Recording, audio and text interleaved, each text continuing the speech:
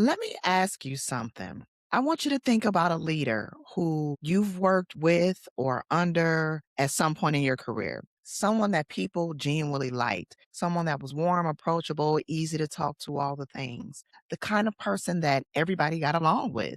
Now, I want you to ask yourself, did people actually follow that leader? Did they trust their decisions? Did they perform at their best because of that person's leadership? Or did they just enjoy being around them? I want you to think about that. And I ask because there's a difference. And it's a difference that most leaders never stop to examine. So today, we're going to examine it. I want to welcome you to the Quiet Mic. I am Natasha, and this is a space for leaders who want to lead well without performing a version of leadership that just doesn't feel like them. If this is your first time here, I want to welcome you, and I'm really glad that you found your way. Go ahead while you're here, hit that subscribe button so that you don't miss anything that's going to be coming up soon. Today, we're talking about the difference between being liked and being trusted as a leader. And I want to be clear about something right from the start before we get into things. This is not a conversation about choosing one over the other. You absolutely can be both. In fact, most trusted leaders that I've seen are deeply liked because of their truth telling, because of their credibility. And I say that because people knew exactly where they stood with them when they're around them. They know that they're going to tell the truth and they want to be around them. But what I want to talk about today is what happens when a leader makes decisions and they make those decisions specifically to be liked. And in doing so, it slowly chips away at the very thing that would make them worth following. And there are three things worth knowing here. I'm going to get into it. As I always say, I won't be here before you long. So, thing number one, being liked feels good in the moment. Being trusted pays off over time. Here's the thing about being liked it feels good, genuinely good. Okay. When your team laughs at your jokes, when people are happy to see you walk in the room, when nobody's complaining and the energy feels light, that feels like a success, right? And in some way, it is. But likability does have a shelf life when it's not built on something that's real. And what I've watched play out more times than I can count in over 17 years in this space, leaders who prioritize being liked oftentimes find themselves in a much harder position down the road because likability without trust does not hold weight when things get hard. Think about it this way. A team that likes their leader will enjoy the good days. A team that trusts their leader will stay steady with them through those hard ones. And every team has hard days. Every organization goes through moments of uncertainty, of change, pressure, or conflict. And in those moments, your team is not looking for someone that they just enjoy being around. They're looking for someone that they believe in. I think about a leader that I observed early on in my HR career. They were very likable, great energy, great relationships. Everybody loved working for this person. But when a difficult organizational change came through and the team needed someone to be straight with them about what was happening, this leader softened everything just to keep people comfortable. And the team felt it. They did not feel protected. They felt managed. And that distinction matters more than people tend to realize. What I want you to sit with from that is this likability opens the door, trust is what's going to keep people in the room. That brings us to number two. Trust and likability can absolutely coexist. The problem is when you sacrifice one to protect the other. I want to be really clear about something here because I think that this is where a lot of leadership content gets it wrong. Being liked and being trusted are not opposites. They are not in competition with each other. You don't have to choose, okay? In fact, the most effective leaders that I've ever seen were both. They were liked because they were trusted, not in spite of it, okay? Now, think about it from your own perspective. When you genuinely trust someone, when you know that they'll tell you the truth, when you know that they're going to follow through, when you know that they'll handle hard situations with integrity, do you like them more or less? Think about that. It's almost always more. Credibility is very attractive, and that's one of the more attractive qualities that a leader can have. So the problem isn't likability. The problem is what happens when a leader makes a choice specifically designed to be liked in that moment. And in doing so, it contradicts something that they've already established as important. I want to give you an example of what that looks like in real life.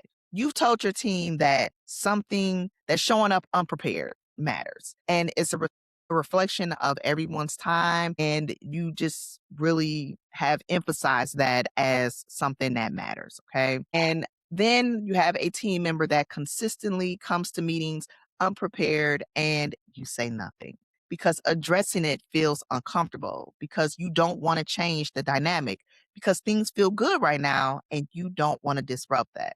But here's what just happened by doing that: you prioritize being liked in that moment over the standard that you already set. And guess what? Your team noticed it. Not necessarily consciously, but they filed it away. And the next time you say something matters, there's just a little less weight behind it. That's where the erosion starts. It's not dramatic, it's not quiet, but it does happen and it compounds over time until one day you realize that your team is just pleasant to be around, but they're not really listening to you. And here's what I've come to know about how this plays out: you don't lose trust all at once. You lose it one comfortable decision at a time. And that brings us to the last point. Thing number three: your team already knows the difference, even if you don't. And this is the one that I really want you to sit with, because this is the part that tends to make leaders stop and get quiet for a minute. Your team is not naive. A lot of times people think that they are, but they're not. They're not sitting there unaware of the difference between a leader who makes decisions based on what's right and a leader who makes decisions based on what's comfortable. They feel it. They talk about it, not necessarily in a dramatic way, but in the quiet way that teams process their reality. They know when you avoided a conversation that you should have had. They know when you let something slide that you said mattered. They know when you changed a decision because someone pushed back and not because the pushback was actually valid. They know. And what they do with that knowledge is they adjust their expectations of you accordingly. I've seen this play out in a team that I worked closely with. The leader was warm, had good intentions. They genuinely cared about the people on their team. But this leader had a pattern of making promises in the moment that didn't always follow through. It wasn't out of malice, but it was out of a desire to keep everyone happy on the team. And over time, the team stopped holding those promises as being real. They would nod and smile, and then they would wait to see what actually happened, because history and experience had taught them that what was said in the room and what happened afterwards were two totally different things. And that leader actually had no idea that this was happening, because on the surface, everything felt fine. The team was still pleasant. They were collaborating. They were still showing up, but they had quietly stopped being led. Instead, they were coexisting. And what I want you to understand from what took years of me really working closely inside of organizations is this: a team that likes you will work with you. A team that trusts you will work for you.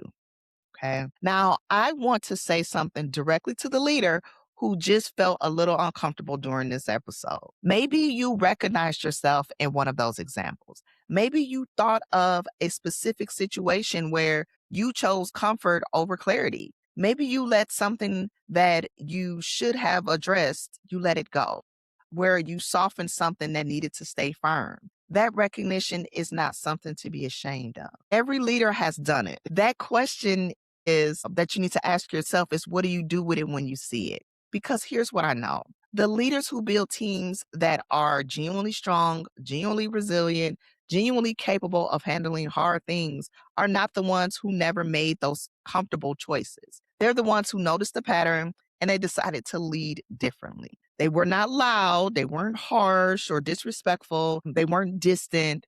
They were just more honest, more consistent, more willing to have the conversation that needs to happen, even when it would be easier to not have the conversation. And that's the shift. And it's available to you right now. Your team doesn't need to be perfect, they need you to be real. So here's what I want you to walk away with today. Being liked and being trusted are not in competition. The leaders who earn both do it by being honest, by following through, and by making decisions based on what's right rather than what's comfortable in the moment. And that consistency is what builds trust. And that trust is what makes people genuinely want to follow you, not because they have to, but because they believe in you. Now, take a look at your own leadership this week. What have you been prioritizing? Where have you been prioritizing comfort over consistency?